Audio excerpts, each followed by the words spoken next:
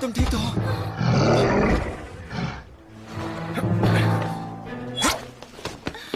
परिश्यान।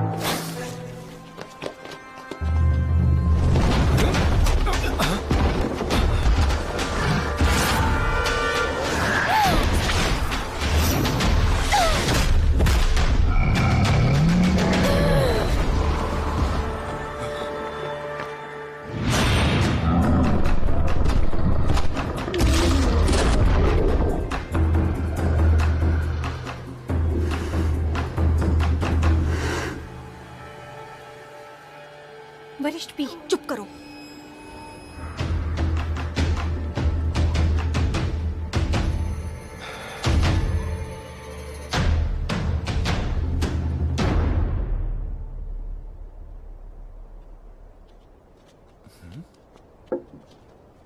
आप ठीक है? ठीक हो?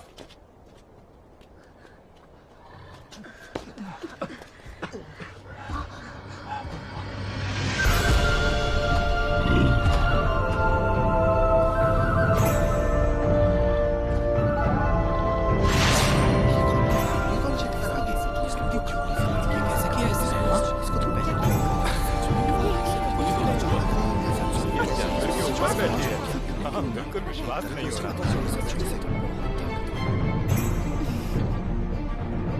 ये कौन है?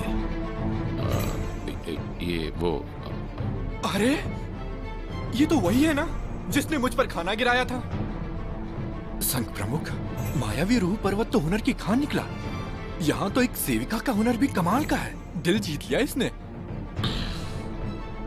तारीफ के लिए शुक्रिया। इस पड़ाव में जीत सियान के गुट की हुई, किसी एक शख्स की नहीं। चलो। वाह क्या बात है। मान गए, सच में फुयाओ। मैंने तो तुम्हें बहुत कमजोर समझा था, लेकिन तुम तो धमाकेदार निकली। मुझे तुम पर गर्व है फुयाओ, मेरी बहन हो तुम। हमें तुम्हारी बहुत फिक्र हो रही थी, सोचा भी नहीं था तुम इस तरह कमाल करोगी। फुयाओ जीत गई। कोई सोच भी नहीं सकता था कि मायावी सेवा संघ का कोई शख्स भी इस प्रतियोगिता को जीत सकता है। बहुत बढ़िया, कमाल कर दिया। माफ कर दो, माफ कर दो। तुम सच में बहुत हुनरमंद हो फुयाओ। तुम्हें ये प्रतियोगिता जीतनी होगी और जीतने के बाद तुम इन काले कपड़ों से आजाद हो जाओगी हमेशा के लिए। चलो सब मिलकर जश्न मनाएं। शांत हो जाओ। अब मेरी बात जरा ध्यान से सुनो। मैं इस पहले चरण को जीतकर जिंदा वापस आ पाई क्योंकि ईश्वर मेरे साथ हैं। पर अगली बार मैं इससे ज्यादा मेहनत करूंगी।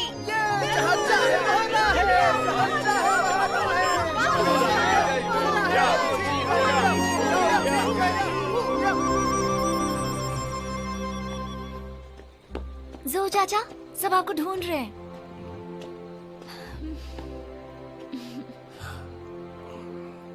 मेरा वहाँ क्या काम, मैं यहीं ठीक हूँ।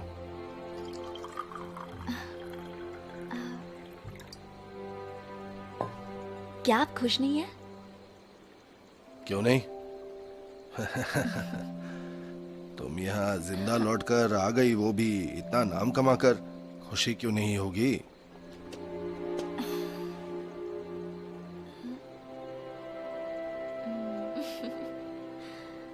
आपने मुझे पाला पोसा है तो मुझे पता चल जाता है कि आप कब खुश हैं और कब दुखी।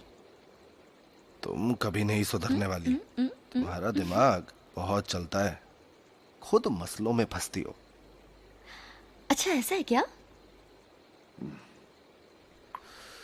सच कहूं तो आज जिस तरह तुम जीटी की सवारी करके सामने आई, संघ प्रमुख बहुत गुस्सा होंगे।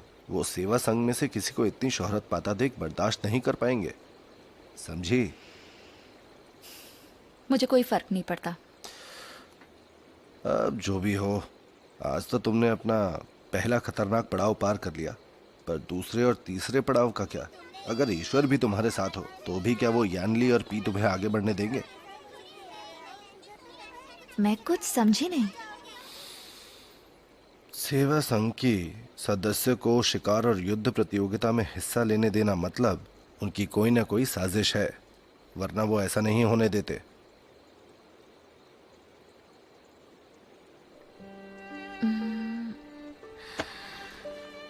जो भी हो, मैं शुरुआत तो कर चुकी हूँ। इस जिंदगी और मौत के खेल में मैंने सोच समझकर हिस्सा लिया है। इस बार तो मैं किस्मत से जिंदा लौट आई हूँ। पर आगे का अंजाम चाहे जो भी होने वाला हो मुझे फर्क नहीं पड़ता, क्योंकि मैंने कोशिश की है। तुम अपना ख्याल रखना। जाओ जाओ।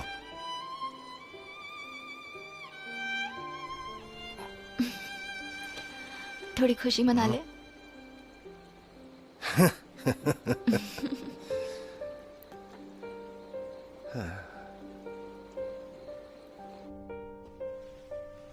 ये लीजिए यान, दवाई पी लीजिए। यहीं रख दो।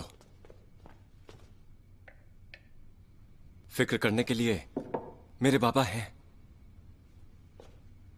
तुम तो पहले ही पड़ाव में आकर घायल हो गए। ना यान वहां लापरवाह थे, ना ही जीटी को हराना इतना मुश्किल था। ये घायल हुए तो सिर्फ उसे बचाने के लिए। भी चुप करो। किसे बचाने? वही बेकार सेविका जो जीटी पर बैठकर इतना इतरा रही थी। लग रहा था जैसे कहीं की महारानी हो। सबके हिस्से की तारीफ उसने ही लूट ली। पर वो ये कैसे भूल गई कि ये सब आपकी मदद से किया उसने। क्या जरूरत थी उसकी मदद करने की? इसी सब के बीच में ये घायल हुए हैं। ये बहुत ही खास प्रतियोगिता है और वो दासी तुम्हें भटका रही है। अब ध्यान से सुनो। आगे से वो सेविका मुख्य संघ में आने ना पाए, वरना उसे सजा मिलेगी।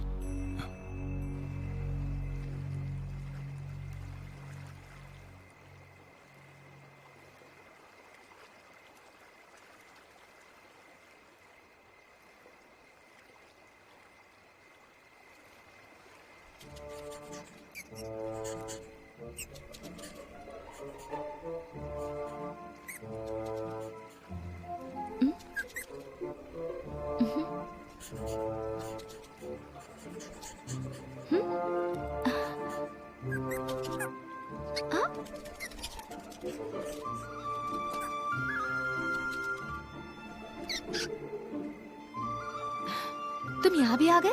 पीछा कर रहे हो मेरा? क्यों? मैं यहाँ नहीं आ सकता? नादान लड़की, ये लो।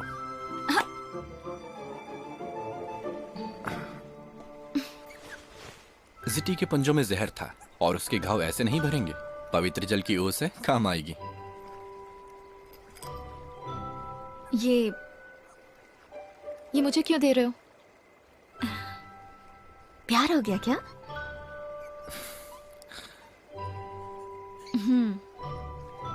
क्या लगता है? वैसे ये बदबूदार सा चूहा तुम्हारा है? क्या बदबूदार? बदबूदार हो तुम? ये तो ना कह रहा है। अच्छा। शुरुआत तुमने ही की थी। बस करो, चोट भी नहीं आई तुम्हें। चढ़े तो तुम उसके ऊपर थे ना। बाल निकल गया। तुम्हारे तो इतने सारे बाल हैं, क्या पता कौन सा निकला हो। चलो सीधे खड़े हो जाओ। सच बताओ, कितने दिनों से नहाए नहीं हो? क्या?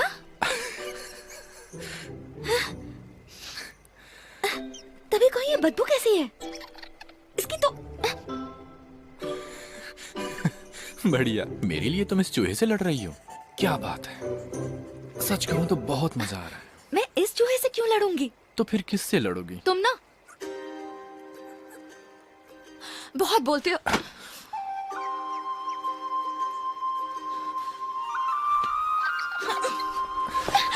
हटो। तो चलता हूँ। मेरा फायदा उठा रहे हो रात तुम। बहुत हो गई है, यहाँ रुकना ठीक नहीं है। आखिर हो कौन तुम? झूठे। एक दिन जब ये नकाब उतरेगा तो पता चल जाएगा। झूठा।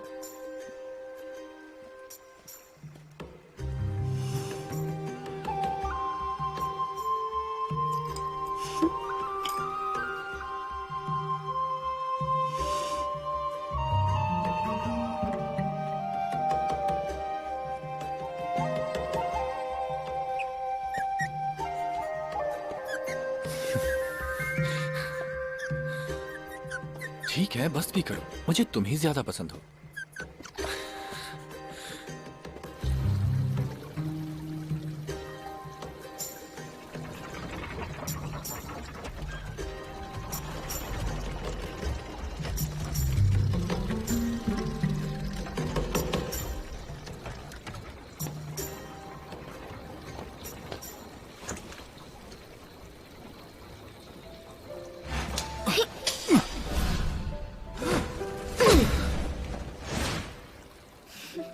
फुयाओ, ये लो, ये कपड़े धो दो। ये वरिष्ठयान के हैं क्या? हाँ, बहुत ज्यादा चोट आई है। तुम तो वहां जीत गई फुयाओ, पर तुम्हें बचाने में वो घायल हो गए। पता नहीं कैसा जानवर था वो, इतना खौफनाक। हम सारी औषधियां इस्तेमाल करके देख चुके हैं, लेकिन कोई काम नहीं कर रही। क्या वहाँ कोई बेहतर वैद्य नहीं है? अब क्या बताऊं, हाल ही में वैद्यराज जोंग पश्चिम की पहाड़ियों में चले गए हैं। चलो ठीक है, गांव में बहुत काम है, मैं चलता हूँ। हाँ, वो मुझे वरिष्ठयान से मिलना है। ऐसी गलती मत करना, संघ प्रमुख ने आदेश दिया है। तुम मुख्य संघ में दोबारा दिखी तो वो तुम्हें नियम तोड़ने पर बहुत कड़ी सजा देंगे, याद रखना।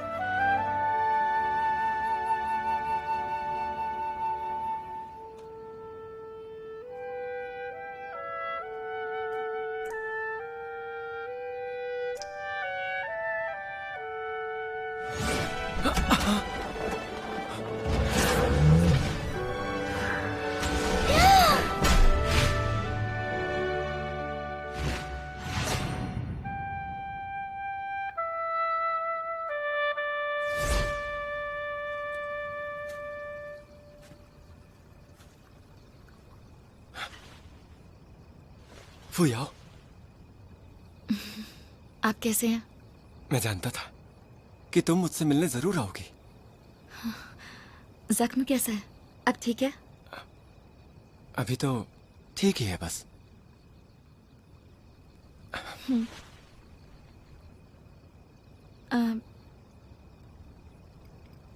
सुना है जीटी का दिया जख्म आसानी से नहीं भरता, पर इससे जरूर भर जाएगा।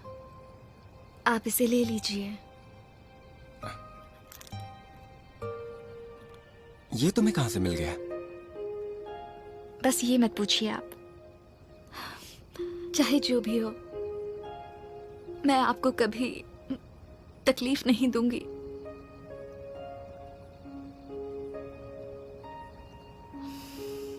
वरिष्ठयान, अपना ख्याल रखिएगा। चलती हूं मैं। आगे से मैं यहां दोबारा नहीं आऊंगी। फुयाओ, तुम मुझे हाँ क्यों नहीं कह देती हो?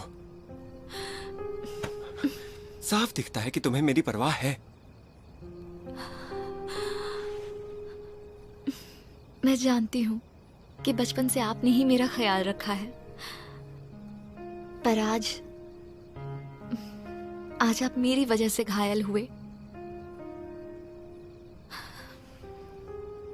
मैं ज्यादा कुछ नहीं दे सकती, बस कभी मदद की जरूरत हो तो कह दीजिएगा, मैं आ जाऊंगी, जरूर आऊंगी। तुम्हें पता है तुम्हारी कीमत उससे कहीं ज्यादा है।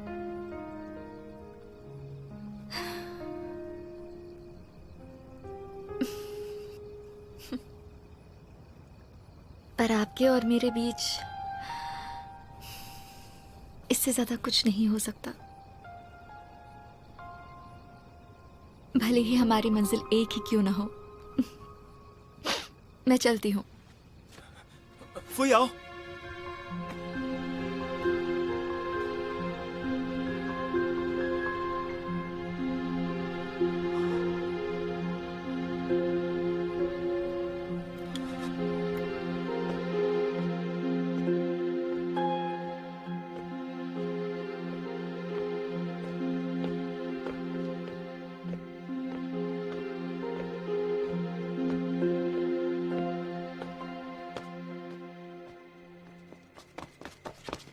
रुको।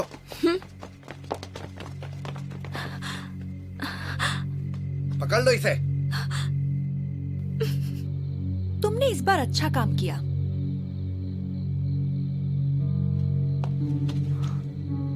शुक्रिया वरिष्ठ पी। मैं तो बस उसे मायावी मुख्य संघ में घुसने की सजा देना चाहती थी, पर यहाँ तो एक और बहाना मिल गया। शायद ऊपर वाला भी मेरे साथ है। इस बार ये फुयाओ यकीनन बच नहीं पाएगी। मैंने क्या गलत किया है? आपको क्या चाहिए मुझसे?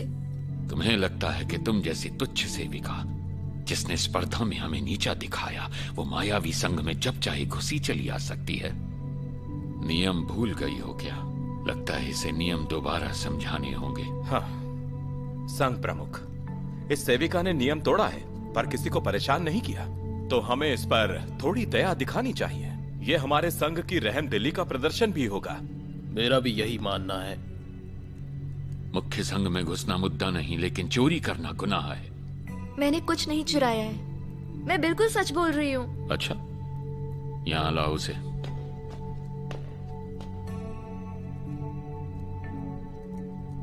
यही दिखाया था ना तुमने जिंग चैन को? ये उनके जख्म के इलाज के लिए था।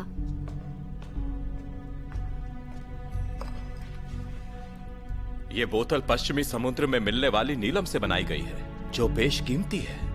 ये आखिर तुम्हें कहां से मिल गया? तुम तो एक मामूली दासी हो। तुम तो समझदार हो, तो थोड़ा सोच समझ कर बोला करो। अगर जिंदा रहना है तो अपना मुंह बंद रखो। ठीक से सुन लिया ना? किसी ने दिया था।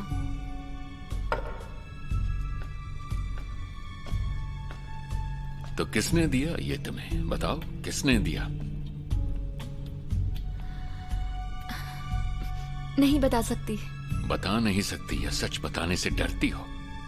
या तुमने इसे चुराया ही है? कहा ना मैंने इसे नहीं चुराया। चोरी नहीं की तो साबित करके दिखाओ। तो फिर इस लड़की को क्या सजा देनी चाहिए? काफी वक्त से किसी को भाव रहित संसार में नहीं भेजा गया। फुयाओ सच्ची है या झूठी, इसका फैसला हम अपने पूर्वजों की आत्माओं पर छोड़ देते हैं। द्वार खोलो। वरिष्ठ शिष्य, कैसी है वो? आपका स्वागत है। वो अंदर ही है। प्राचीन काल से हमारे संघ का कोई भी शख्स भाव रहित संसार से बाहर नहीं आ पाया, तो एक सेविका इस संसार के जाल को तोड़कर बाहर कैसे आएगी? बाहर आएगी तो सिर्फ उसकी लाश।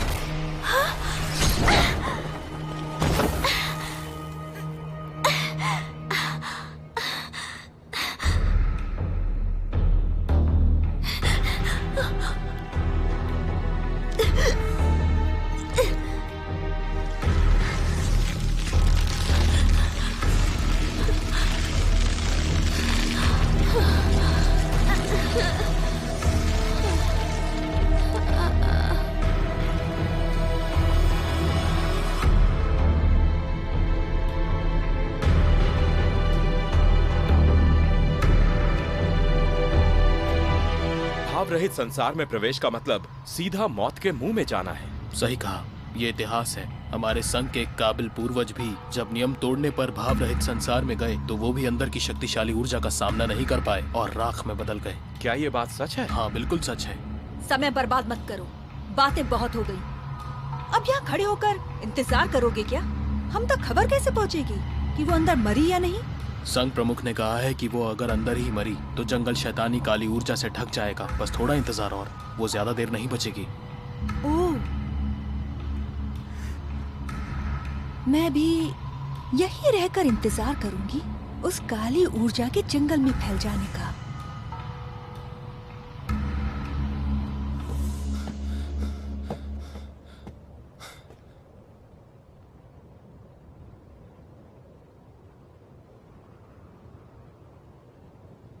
फुयाओ,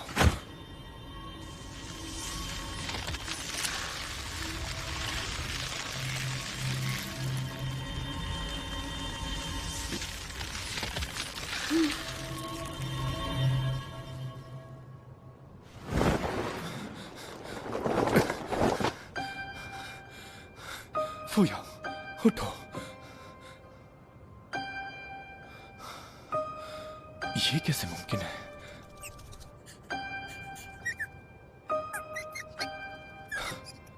मुझे भी यही जानना है, इसने इतनी खतरनाक ठंड सह कैसे ली? पर अभी इसकी जान बचानी है।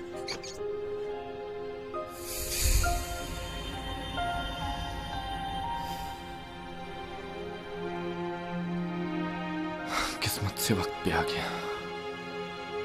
उम्मीद है यहां से बाहर जाने के बाद कोई तुम्हें परेशान नहीं करेगा। चलो।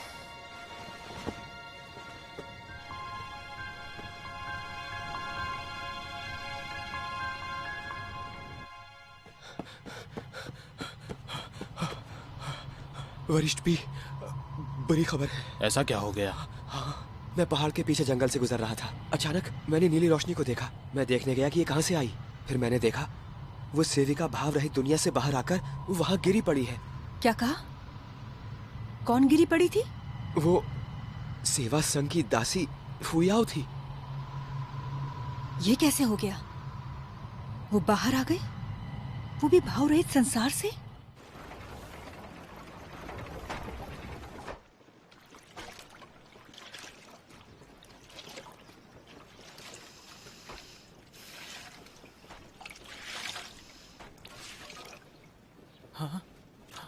हे फुयाओ, फुयाओ, तुम्हें होश आ गया। अब कैसी हो तुम? हाँ जो चाचा, फुयाओ को होश आ गया है। फुयाओ, अब कैसा लग रहा है? बोलो ना कैसा लग रहा है? तुम ठीक तो हो ना? बोलो ना कैसा लग रहा है? चलो चलो हटो, मुझे देखने दो। तो तुम्हें होश आ ही गया। जो चाचा, चलो, तुम जिंदा तो बच गई, दिल को राहत मिल गई। जाओ दवाइयां लेकर आओ। अब थोड़ी राहत मिली। अरे तुम्हें कहा ना दवाइयां लेकर आओ।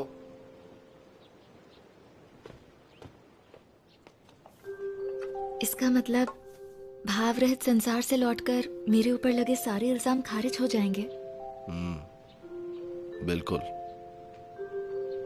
सैकड़ों साल से यही नियम है। येनली भले ही तुम्हें सजा देने को बेताब हो, पर वो नियम नहीं तोड़ेगा।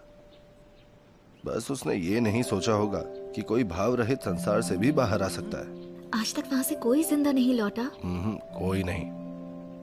सुनो, ये मसला अब यही खत्म करो। हाँ, पर अगर अब कदम पीछे हटा लिए तो खुद की नजरों में गिर जाऊंगी।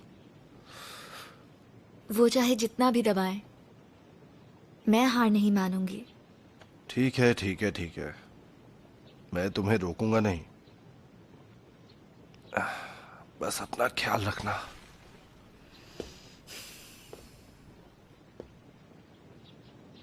अगला पड़ाव जल्दी आने वाला है, उसके लिए तैयारी कर लो।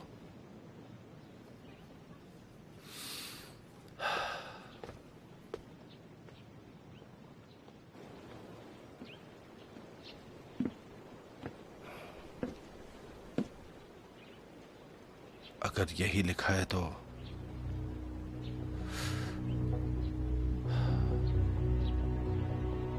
अब जैसी ईश्वर की इच्छा।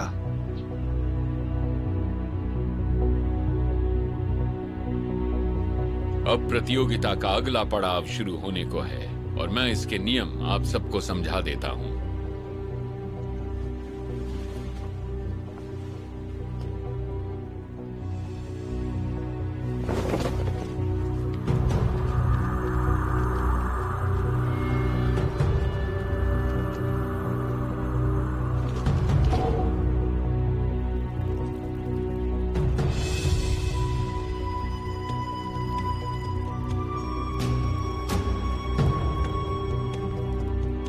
प्रतियोगिता का अगला पड़ाव यही होगा। सबको 2 का दल बनाकर साथ में काम करना है और आपको अपना साथी खुद चुनना है। दोनों साथियों को खून से अपना नाम लिखकर वो कागज दिव्य संदूक में डालना है। गुरुदेव, क्या नाम देने की प्रक्रिया शुरू करें? संदूक की आग दूसरे पड़ाव का संकेत दे चुकी है, तो शुरू करो।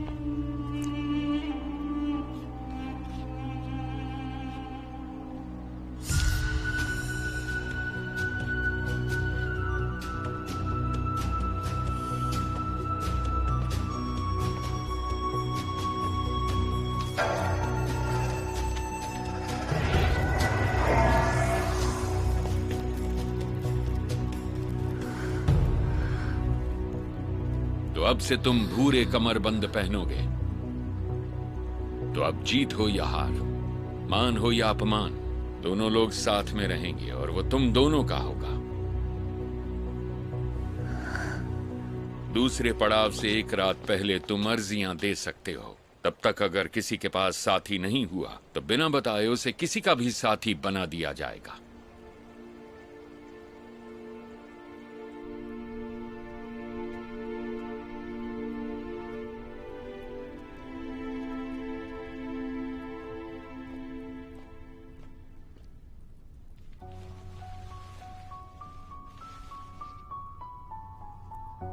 मैं अपने पूर्वजों का आशीर्वाद मांगती हूँ।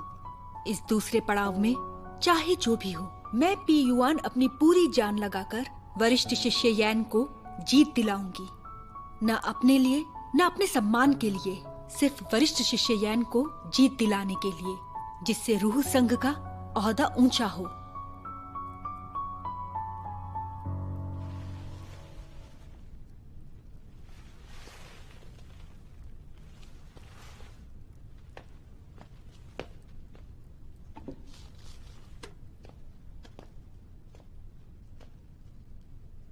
वरिष्ठ यैन, मैं ये सब आपके लिए ही कर रही हूं।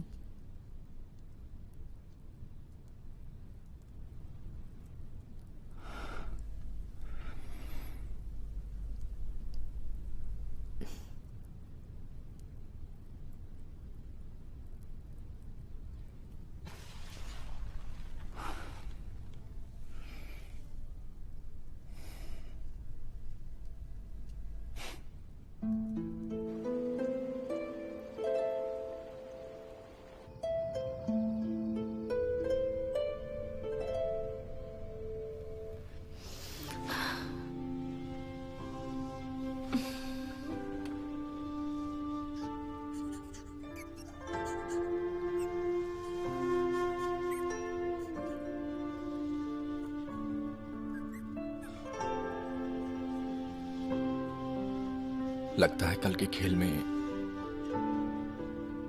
वो लड़की जरूर मारी जाएगी।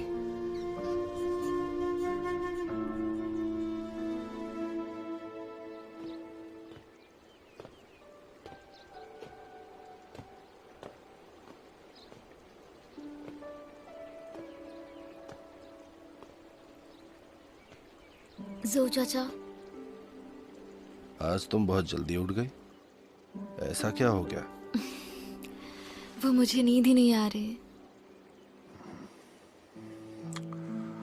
तुम जिंदगी जीने के बहुत से आसान तरीके चुन सकती थी, पर तुमने जानबूझकर मुश्किल रास्ता चुना।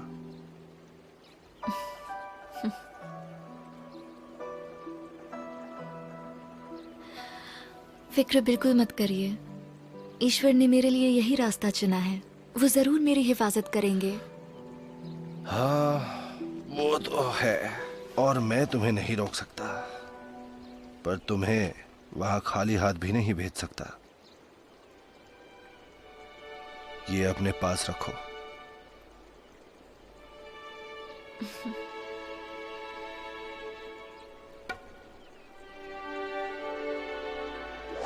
चाहे उनके पास कैसी भी तलवारें हों, उनका इस्तेमाल करना इससे आसान नहीं होगा। आप भरोसा रखिए, मैं जिंदा वापस जरूर आऊंगी, आपके हाथ का लजीज खाना खाने।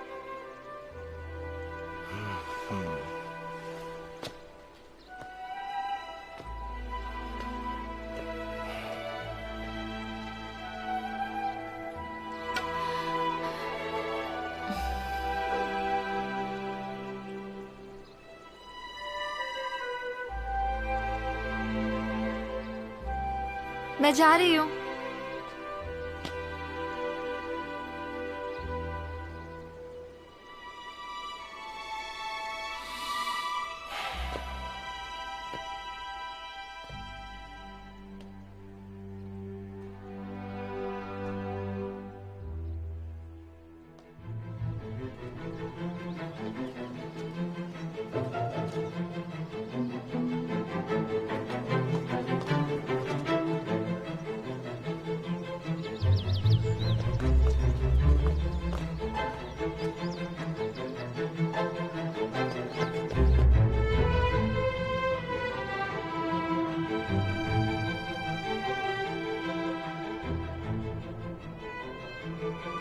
संघ प्रमुख।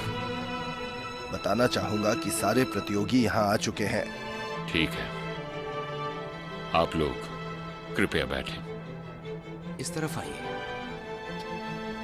गुरुजी, एचएन उस सेविका का साथी बनेगा, लेकिन खेल शुरू होते ही वो उसका साथ छोड़ देगा। एक बार वो अकेली हो गई तो उसका बाहर निकलना नामुमकिन हो जाएगा। आप बस सब्र रखिए। जरा उस दासी को तो देखो, पहले पड़ाव में धोखे से आई, जीत गई और अब इस पड़ाव में भी आ गई। हमारे रूस संघ का नाम खराब कर दिया है इसने। धोखे से खेल में हिस्सा लेकर इसने पड़ाव पार कर लिया। क्या सोचती है? लगता है ये हमसे बराबरी कर पाएगी। जाएगी? हरगिज भी नहीं। ये प्रतियोगिता इतनी आसान भी नहीं जितना ये समझती है। वरिष्ठ हियान, खेल शुरू होने को है। अगर दूसरों के लिए अपना ध्यान भटकाया तो हम इस पड़ाव पर अपना ध्यान नहीं लगा पाएंगे।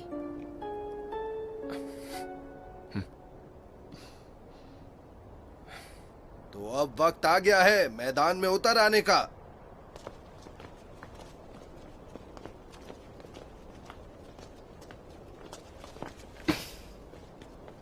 फुयाओ, इस खेल में बहुत खतरा है।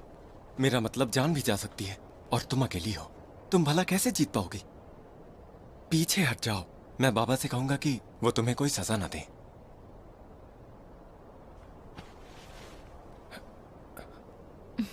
इतने साल मेरा ख्याल रखने के लिए शुक्रिया। बात बस ये है कि मैंने सोच समझ कर ही ये फैसला लिया है। इसलिए आज चाहे जो भी हो जाए उसमें आपका कोई दोष नहीं होगा। फुयाओ,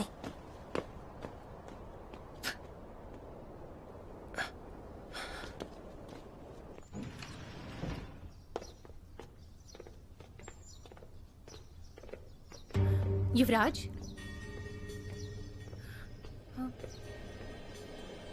युवराज,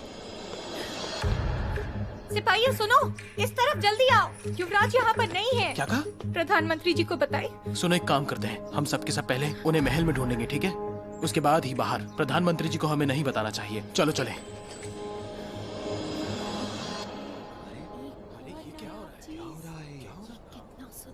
संघ प्रमुख यान, हम सब यहाँ खेल देखने आए हैं। क्या आप हमें बस मायावी रूप पर्वत के नजारे दिखाएंगे? सब्र रखिए प्रधानमंत्री जी।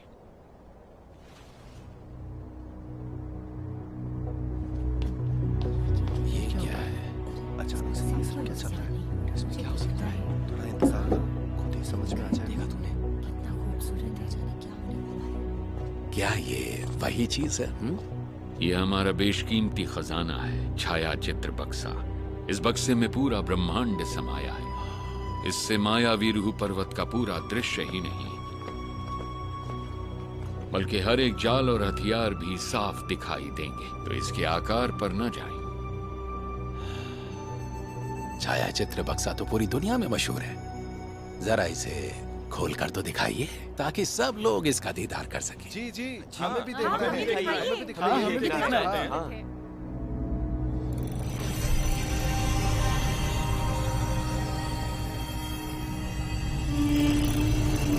ऊपर उठो। क्या है?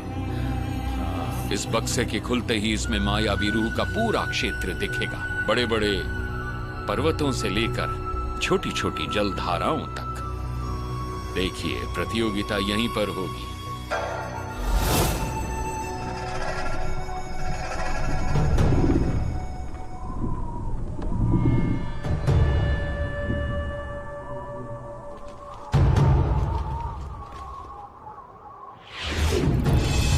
यहां से आप सभी पूरा खेल देख सकते हैं। और अगर आपको विस्तार से देखना है तो उसके लिए एक और खजाना मौजूद है यहां पर, ड्रैगन की लॉ।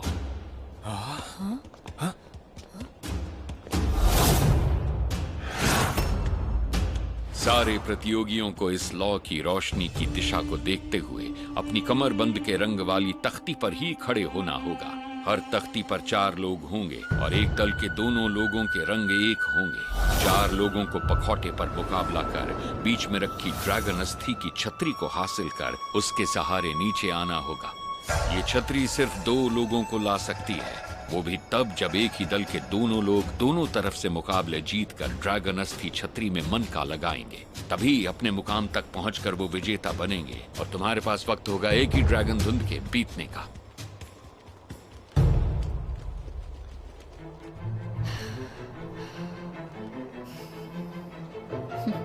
जाने कौन बदकिस्मत पल्ले पड़ेगा मेरे।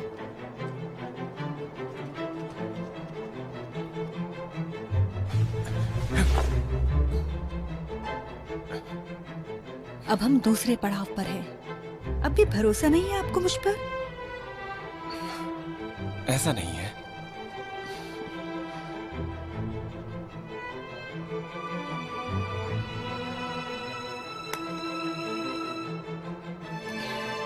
ड्रैगन लॉ के जलते ही ये खेल शुरू होगा। प्रधानमंत्री जी ड्रैगन लॉ को प्रज्वलित कर रूह संघ को सम्मानित करें।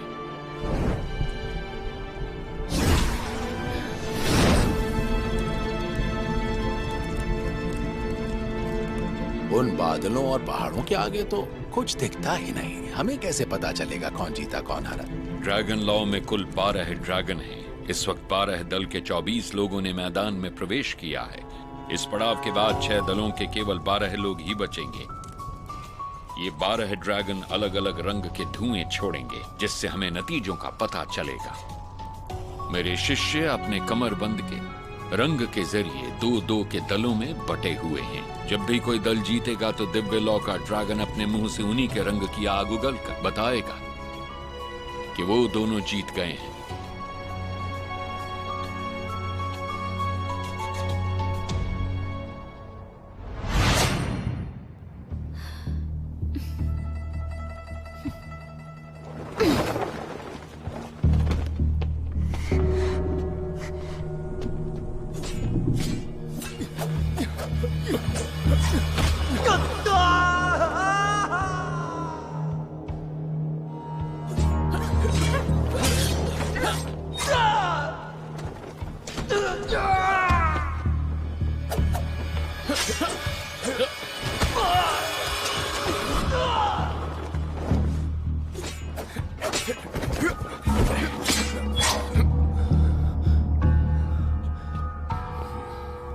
संघ के समर्थन के लिए शुक्रिया। इस प्रतियोगिता का दूसरा पड़ाव अब शुरू होता है। मैं आपको इसे देखने का न्योता देता हूं। प्रतियोगिता शुरू होती है।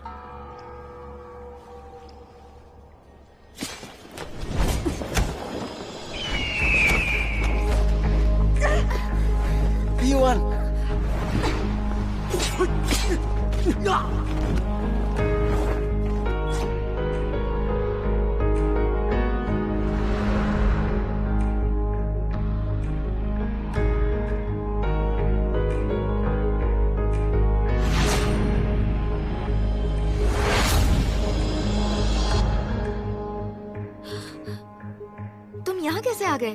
आखिर चाहते क्या हो? शायद मुझे आदत हो गई है दूसरों के काम में अक्सर टांग अड़ाने की। तुम आखिर हो कौन? मेरी मदद क्यों कर रहे हो? मैंने तुम्हारी जान बचाई है, तुम्हें इसका कर्ज चुकाना पड़ेगा, याद रखना। इतना ही जानना काफी है।